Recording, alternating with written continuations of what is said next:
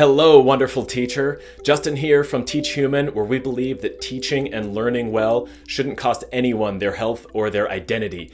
And today I'm going to be talking about the concept of being the calmest person in the room. Why be calm and how to be calm.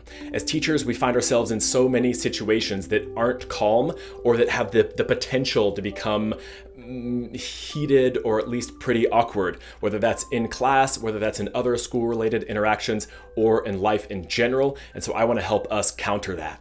So why be the calmest person in the room? Well, the calmest person in the room is giving themselves the best chance at making wise decisions and is therefore also the least likely to have regrets. The calmest person in the room gets listened to. The calmest person in the room garners general respect.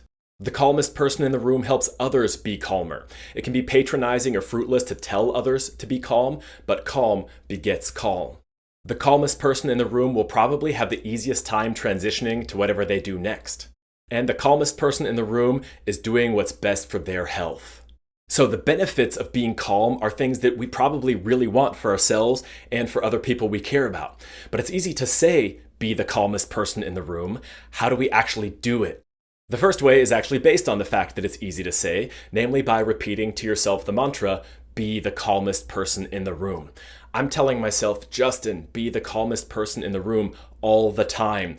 In class, in meetings, in public gatherings, at airports. Whenever I see the situation start to get a little bit heated or start to see people get a little bit anxious or start to notice that people have a reason to maybe get angry. Note that this requires actually noticing when things start to get stressful, which requires paying attention. Another way to be the calmest person in the room is by breathing in a calming way. Something as simple as lengthening your out-breath can accomplish that. For more tips on that, see my video on this channel, Top Breathing Techniques for Teachers.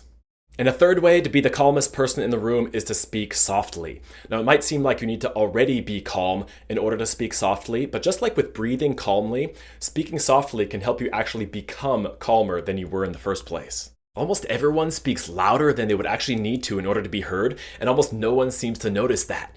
But speaking softly is really valuable. I want to point out two ways in which it's so valuable in addition to just being generally calming. First, it's better for your voice, for your actual vocal tract.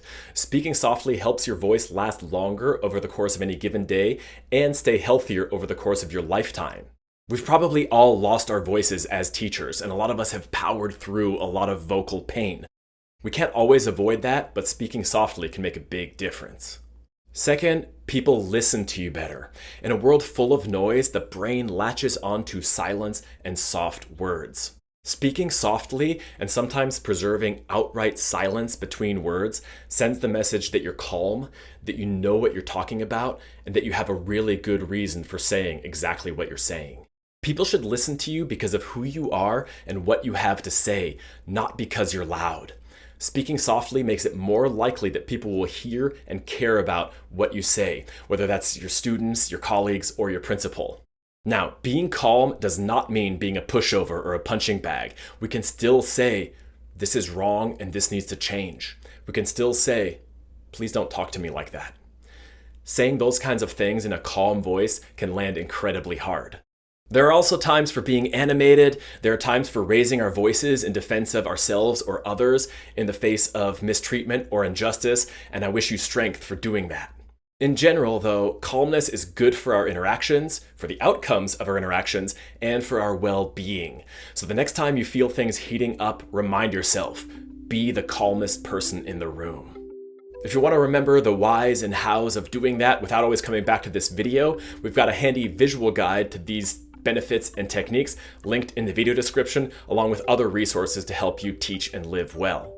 Enjoy exploring those resources and the other videos on this channel. If you want there to be more of them, be sure to subscribe, hit the bell, like the video, comment, and of course share with your colleagues and friends.